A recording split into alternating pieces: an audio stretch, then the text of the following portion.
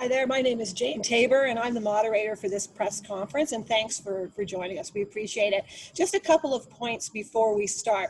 You will be able to ask questions, and this is the way that you do it. You go to your Q&A function that you will see on the on the screen. Please write in your questions, identify where you're from, and also to whom you are posing the questions. I'll ask the questions and then we'll go from there. So with that, let's get going. Let me introduce Dennis Darby to you. He is the president and the CEO of the Canadian Manufacturers and Exporters, and he's going to set the scene for today's news conference. Mr. Darby.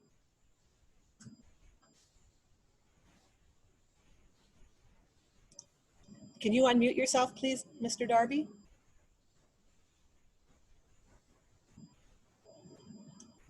Mr. Darby, can you unmute yourself?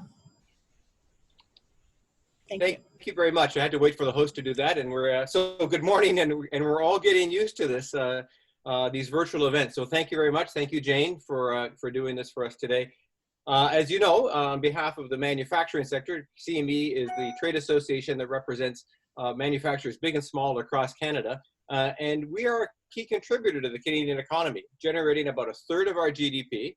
About 2/3 of our exports and millions of jobs. And in recent weeks, it's been really clear that having a strong manufacturing sector here in Canada is important to Canadians, and it's certainly hard to ignore. And it seems ironic, after years of getting very little attention, suddenly people are thinking about manufacturing again. And they've been essential. Manufacturers, our members across Canada, have been essential in the fight against COVID-19. There are three different ways that's happened. First, some of them have answered the call of government and have retooled to produce PPE or other medical supplies. And in a short few weeks, they've leveraged their expertise and their supply chains, making different products, different components. For example, Adfast, a sealant company, is now making spray antiseptic. CFK has repurposed its packaging plant to make face shields. That's just a couple of examples. Secondly, others who are already active in the medical field are leveraging their existing expertise and have scaled up or working in collaboration with others to answer the demand. A recent CME survey of our members across Canada showed that 1 in 5 respondents have either retooled or scaled up to make COVID-19 fighting products. Companies like Polyunity, which are we're making training systems for the medical field, are partnering with others to repurpose their 3D printing knowledge. And third, and really important, are those that have held steady.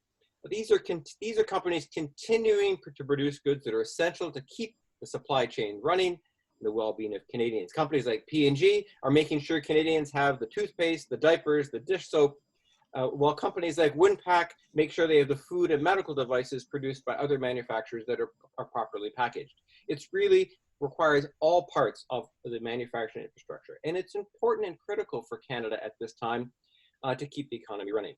And manufacturers have come to the realization very early in the crisis that they had to go above and beyond to keep workers safe. Not only because of the consequences of an outbreak are devastating when they do happen, because the whole country is counting on them. They put significant effort into the ensuring workers who cannot work from home to stay safe. It's no easy task because the demands of production line configuration, shift changes, teamwork on maintenance and repair, it makes physical distancing very difficult, and you have to overcome that. So based on input from our members, CME created a space for sharing experience through calls and webinars. We put together a series of strict best practices that are being used by members across the country, developed by our own experts and by other industry experts. They include things like establishing clear workplace responsibilities, correct use of PPE, staff education and training, and a constant communication up and down the chain. So the costs of doing business have, though, increased. Safety measures are important, but they're pricey. The social distancing means reducing or staggering shifts, and production lines have been modified to allow more space or physical distancing. Now, despite the essential role manufacturing plays in Canada, they're experiencing a downturn at a level we have not seen before. In fact, 2/3 of manufacturers have seen a drop in output. About the same expect those conditions to continue for at least the next 6 months, and foreign and domestic demand are at all-time lows. In a recent survey, we found that all but 14% of manufacturers have applied for some level of government emergency measures. 80% of manufacturers are satisfied with the program, which is kind of unprecedented. Every manufacturer is satisfied with governments, as you know. But 1 out of 7 say they can't access the programs. The current support measures should be maintained, especially the 2 that come to mind are the Qs, the wage subsidy, and some form of rent subsidy that can apply to members like ours, because the current one really doesn't. This pandemic has highlighted for us as the representative manufacturers the importance of having a strong sector in Canada. As we move forward, we'll continue to develop recommendations and work with governments to ensure we have a strategy that manufacturers can compete and play the role they need to help the rebuilding of the economy. We should be proud of both things made in Canada. We need to look at that as a competitive advantage for Canada. And we really look forward to continue to work not only with our members, but with the government to try to be part of that rebuilding. Thank you very much. Okay, well, thanks, Mr. Darby, for that. And next, let's hear from Yves Dandurand. He's the president of AdFast Corporation. He's coming to us from Montreal. Please set the scene for us, Mr. Dandurand. Thank you first for inviting us to share our experience. I'll start right away at the what I call the most stressful situation on the month of April. That's been basically terrible for us and for all the manufacturers, I believe. We stayed open to manufacture a very small volume of essential products. Our sales decreased by 65% in April. Even with good, strong liquidity and little debt, we became extremely nervous. I want to go back to March 19. March 19, we sent 45% of our employees, teleworking, and possibly until probably second quarter 2021. We don't believe they will come back. But anyway, it's a new way of working, and we find a lot of positive with teleworking. But also, March 19 is a date that will stay marked in our mind for forever, I think. We decided to go to war against COVID with 125 employees, all hyperactive employees. We gave ourselves a mission to put an end to the shortage of hand sanitizer. Not only an end to the shortage, but also bring the price down, because price just went up in the worst of time. At our manufacturing plant, we have strict policy, distance in between workers, 6 to 10 feet, mask, face shield, and obviously the hand sanitizer, always close to the workers. We also have an in-house doctor who take the body temperature of all employees every day. And he's also questioning everyone to try to find potential symptoms. We see the COVID as our perspective, a contagion through the hands, to the mouth, to the eyes. We started to think how we can do something about fighting this virus. And the decision was to convert mixers, filling lines, also a section of our building, because alcohol is highly flammable. We also took all those equipment and connected those equipment to our MES, manufacturing execution system. And we had to hire more employees. Imagine, we're in April, sales are going down by 65%, and we're hiring more people. Because to do everything we wanted to do, we had to have more people. Back to the hand sanitizer, the WHO formulation is quite easy, straightforward. The complication, or the complicated side, is to put the production in place and everything else. Following the licensing from Health Canada, we were very happy. We had the capacity to produce. We had the capacity to, not the capacity, but the right to produce and the right to distribute. But we find right away that there's shortage of everything: alcohol and the medical grade, like the IPA or the USP ethanol, in shortage. Nothing is available. bottle, sprayer, even labels to put on bottles, everything is in shortage. So we had to start with the purchasing team, try to find a way to buy alcohol. We had all done all this work, and we were having issue of just getting the raw materials. So what we did is we bought contracts for alcohol, like 8 weeks we had to pay before the delivery. And we had to come in communication with the largest manufacturer around the world, because North America, everything, alcohol was almost nationalized. I mean, nothing was coming through the border. And it's why we had to get in contact with all our network of manufacturers around the world. So we came to agreement. We got a good support. We had to wait a few weeks. We bought some local products at twice the price, and we got going. Our mission, I want to go back to the mission, because it's not a business. It's to sell at cost. And we're targeting hospital, pre-hospital services, paramedic, health workers. This is our first main target. Today, we're producing 20,000 liters per day on the 7 days and on 2 shifts. The Atleen, we call it the Atleen, that's our brand. We sold it only through our B2B platform. And we support the customer only through our marketing platform. We send a lot of information how to, with video, how to use it. And we also have our chat line to support the customer. AdFast is an Industry 4.0 showcase for the Quebec government. And we have automated all our process. We have business intelligence at the fingertip. Every employee has all the information, real-time information. And in this crisis, it has been a game changer. It has enabled us to do what we're doing. I would like to finish because we only have 4 minutes. Yes. And I want to focus on the business. We can talk about technology and raw material, but to go through this crisis for us, to be financially disciplined, having the engagement of the employees came because we were sharing the wealth as we created over the years. Employees are paid better. We do innovation, but inclusive and collaborative kind of innovation. And this is a kind of model that allow us to go through what we're going through right now. But it's not easy. No, but it's not easy. Thank you very much. I didn't want to cut you off there. I thought you were finishing. Let's go next to Brad Dennis. He's the Vice President of Sales and Marketing at CFK Incorporated in Hantsport, Nova Scotia. Mr. Dennis. Good morning. Thank you, Jane. Thank you, Dennis. Thank you for your comments, Eve.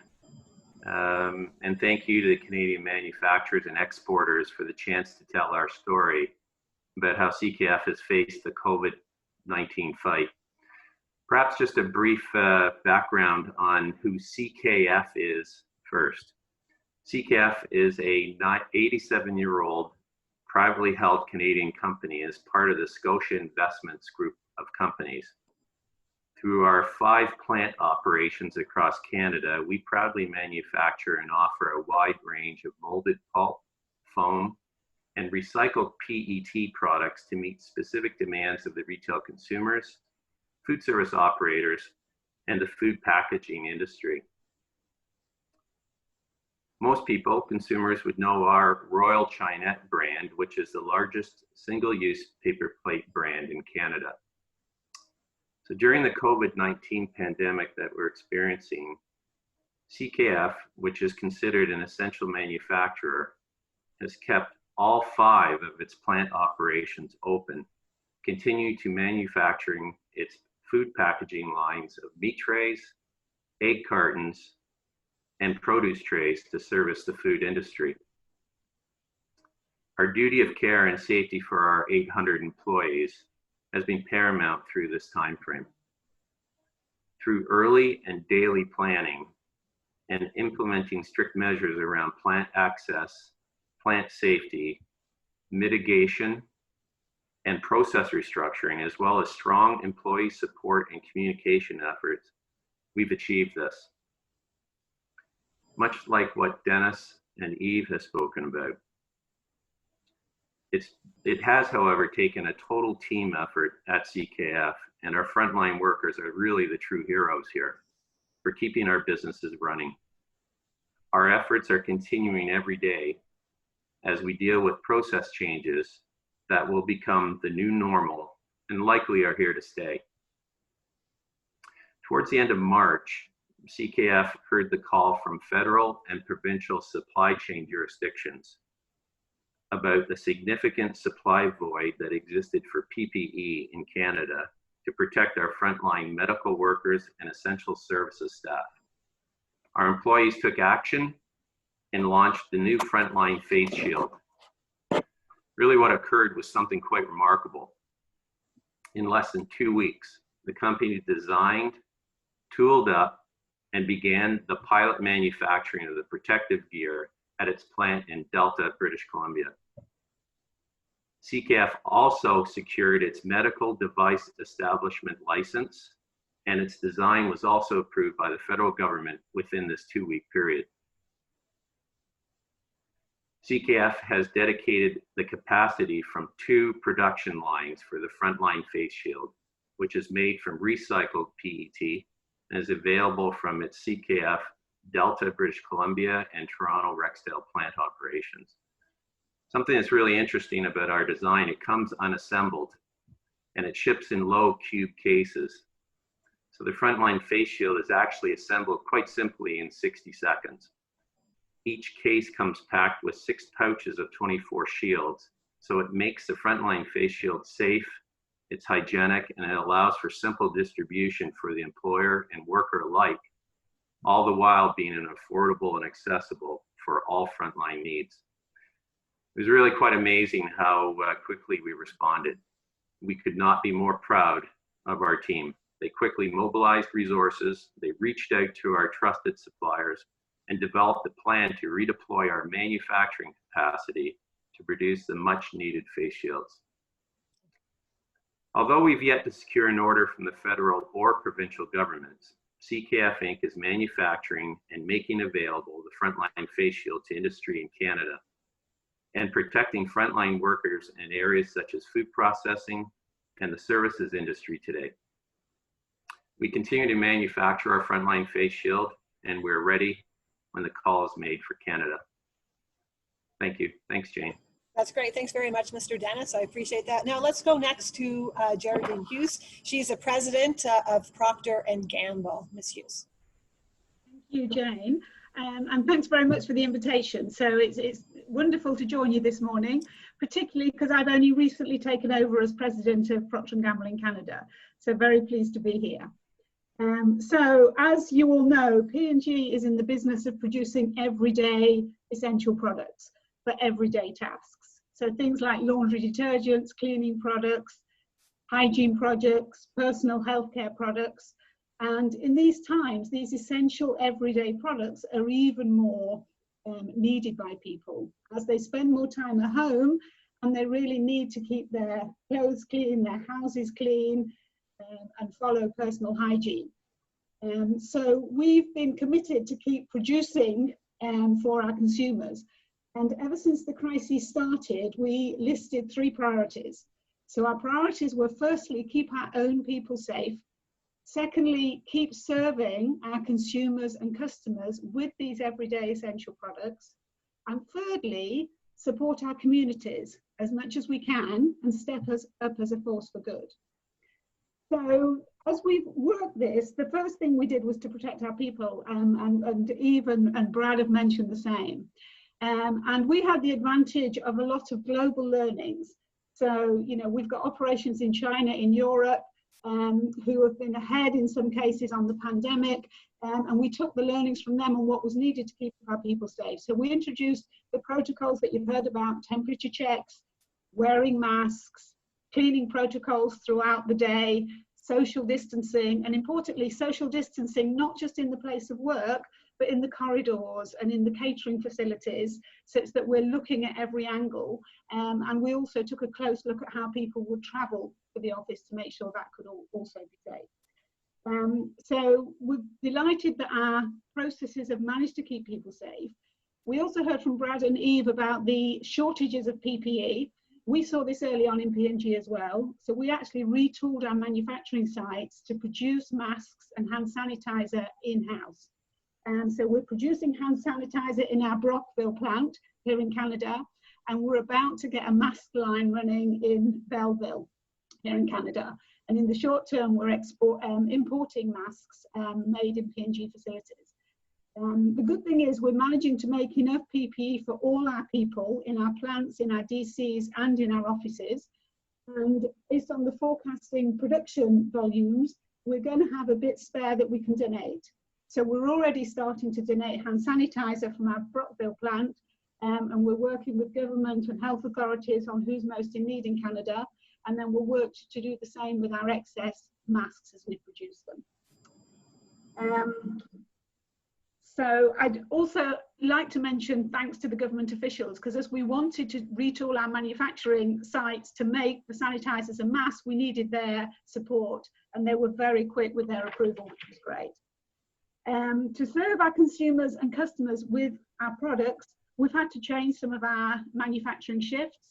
Some products such as Charmin toilet paper, Bounty, tissue towel, as you'll have heard, have had a huge increase in demand.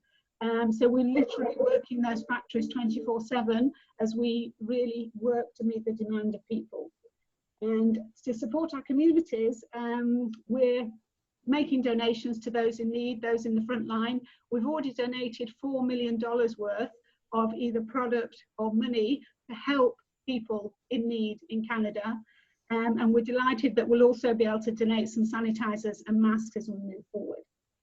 So in summary, for us during the pandemic, we're continuing to provide these everyday essential products that do make life just a little bit better in these times, because we need physically to keep our homes clean, our clothes clean, our dishes clean, you know, look after personal hygiene, you know, not just for the physical need, but for the emotional security that we're safe in our homes, because we're obviously all spending a lot more time in our homes.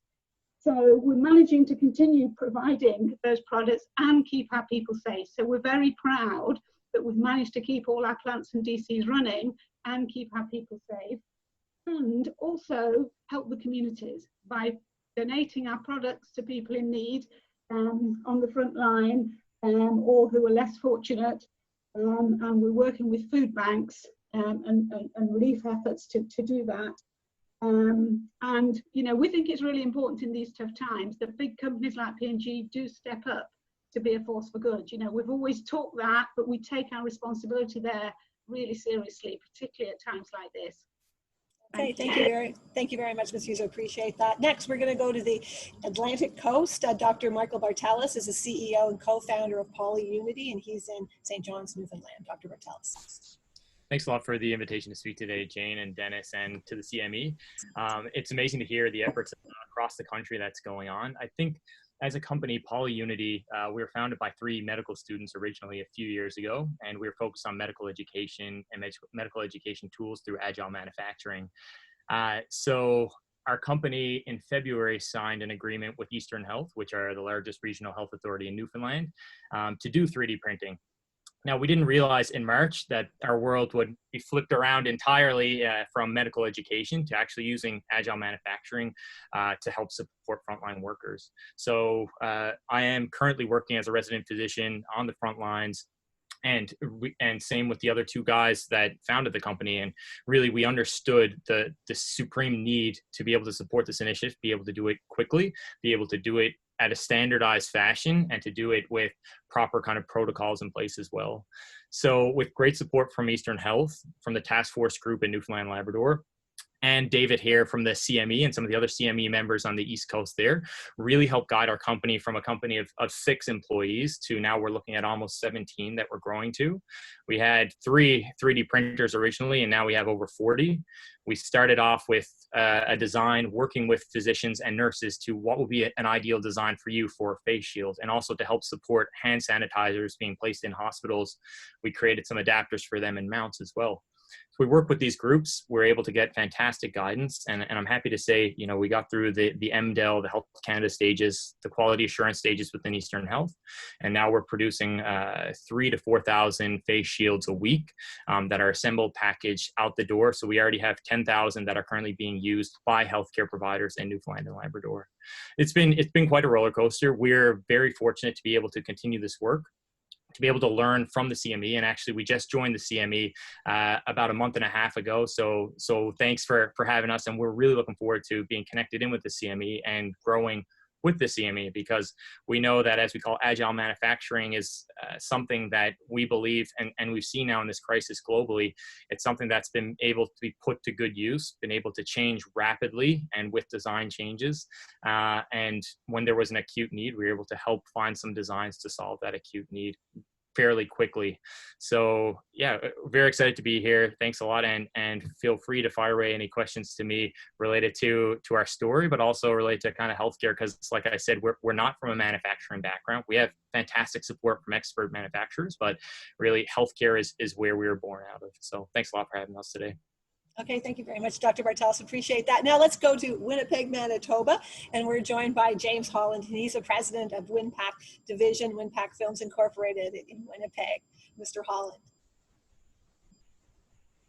You're on mute, Mr. Holland. Can you unmute yourself? Mr. Holland, can you unmute yourself? There we go, thank you. Okay. We're still having trouble hearing you. No, we can't hear you. There's something wrong with your microphone. We're not hearing you. Is everybody else having trouble hearing Mr. Holland? No, we're not hearing you. So until we get that microphone fixed, issue fixed, sorry about there. Keep going, talk, sorry. Is that fixed? Can you hear me now? There All you right, go, excellent. Gotcha. Fantastic, thank you. Technology, thank you, Jane, for the assistance, and thanks CME for all your support, and especially during this period. It's been critical to our operation and our business. It's always difficult following 5 dynamic speakers as I'm following. Thank you for your input and information. I took a couple of notes here. So WinPak we're part of a global packaging group with 12 manufacturing sites in North America. We manufacture and distribute high quality packaging materials and machines primarily used for the protection of perishable foods, beverages, and pharmaceutical and medical devices for personal care throughout North America. Here at WinPak, we didn't have a choice about our decision to maintain operations in Winnipeg with being part of the essential supply chain that we supply. WinPak's greatest resource is our people, though, and we focused on keeping our people safe from the COVID-19 virus. We formed COVID-19 pandemic committees at the onset of this pandemic at each business unit and at the executive level, including our president and CEO of WinPak Limited, Olivier Mugli.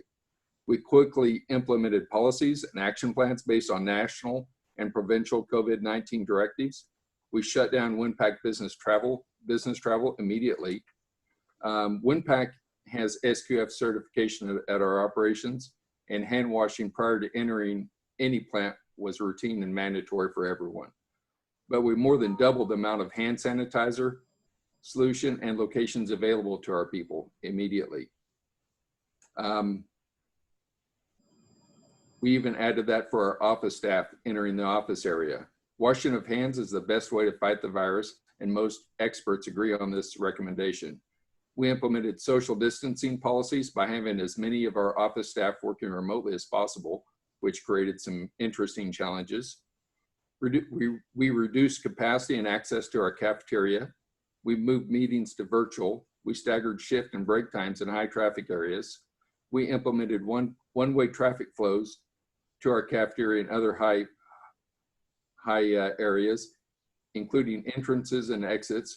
We also constantly reinforced the need for social distancing, and when that was not possible due to the associated work, we mandated the use of face masks.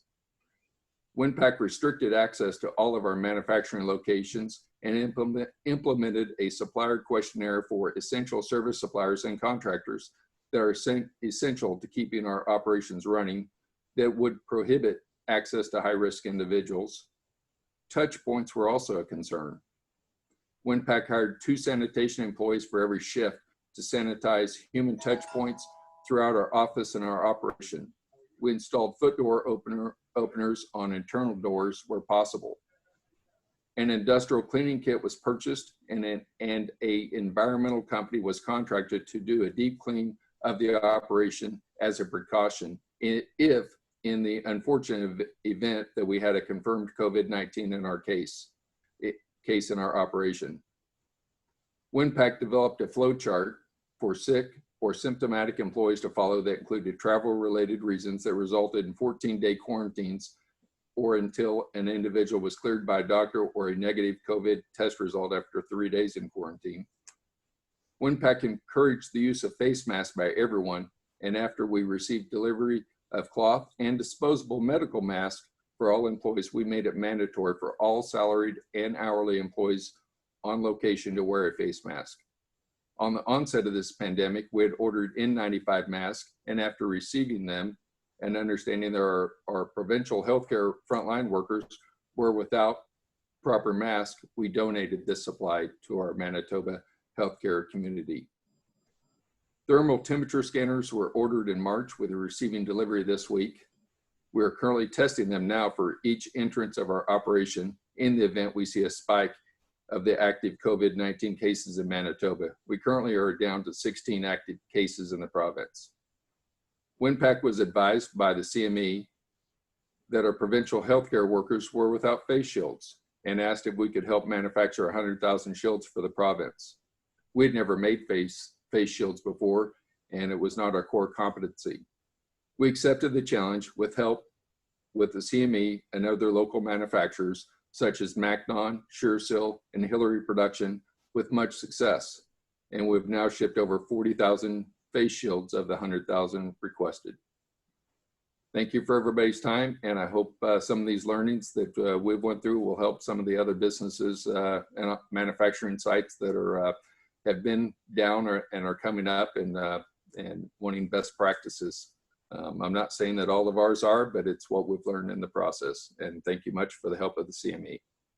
Okay, thank you very much, Mr. Holland, for that. I appreciate it. So that's it. You've heard from the 5 Canadian companies now, and it's your chance if you want to ask any questions. We do have one question, and it's I think it's basically to Mr. Dennis, but others might be able to jump in. How long did it take to get approval from Health Canada for your PPE production? So you're referring to the securing of the medical device establishment license. We applied on a fast track application, and it took around 2 weeks through the federal government. So we applied on April 2nd, and I think we received our license on the 16th of April. Okay, so fairly quickly. And then there's another question related as well to the PPE. This comes from the St. John's Telegram in Newfoundland and Labrador. Has anything you have learned with regards to ensuring the safety of employees in your workplaces in the last number of weeks helped you better understand the needs of your PPE customers? And we'll go to Dr. Bartelis on that. And if you provide any examples.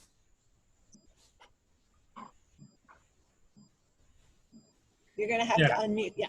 Yeah, it's good questions. Some great questions, Brandon. I'd be happy to follow up separately if we don't have time to answer all of these questions here today. But I think in terms of operating, we were fortunate that, a lot of us were still continuing to work in healthcare where we were seeing a lot of these measures put into place, first of all. Now, a lot of these protocols were rapidly changing in healthcare. So, sometimes some patients you had to wear a mask, a shield, a gown. Some patients you didn't. Where was that line drawn? And those protocols are being changed rapidly and across Canada as well. So we worked with the CME very early on. The CME had a great document where they created in terms of some ideas and thoughts for implementing measures. And we're able to put those in right away, such as signing into buildings, only essential people in the workplace, maintaining physical distancing. And then if there is a suspected COVID case or someone with symptoms, what do you do from there? So what is that protocol? Because, we had to operate with the idea that everybody possibly had COVID. So if we use that in the back of our mind of, okay, well, how do we ensure that we are operating as if you had COVID, so we can minimize any risk of transmission, not that we had it, but just with that mentality. So really being overly cautious when you touch things and when you clean things.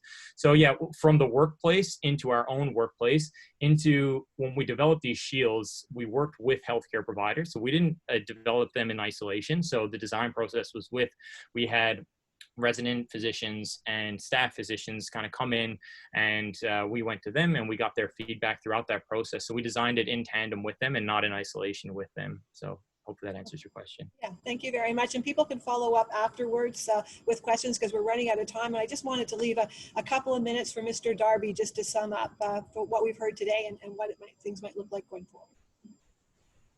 Thank you, Jane, and thank you to my colleagues from across the country. I think you get a good sense of the kind of efforts that manufacturers are able to take, and how important the sector is in terms of our ability to pivot. You've heard the word pivot, to help, whether it's ramping up your production of things we need every day, or how to work to provide the products that we need. So it's critically important. We thought it was an opportunity to talk to you, because we're now getting to the point where we're in recovery. So not only will these folks have to continue to help support for God knows how long in the PP area, but also they've got to get back to their regular business.